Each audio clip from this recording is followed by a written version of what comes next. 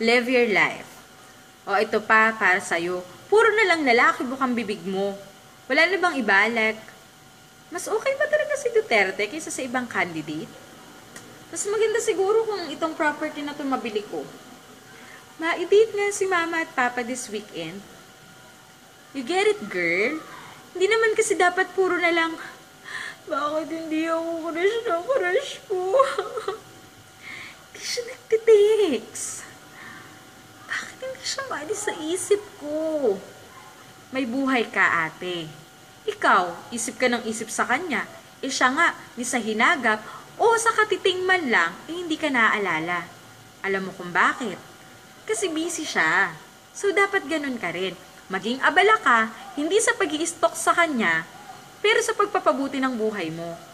Ang daming dapat gawin, ating. Maglaba ka ng labahin mo, tambak na.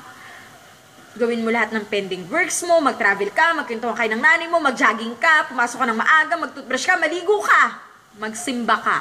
And please, mag-aral kang magluto. See?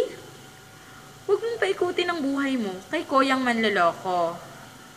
Love ka ng friends mo, ng family mo, at lalong-lalo na ni Lord.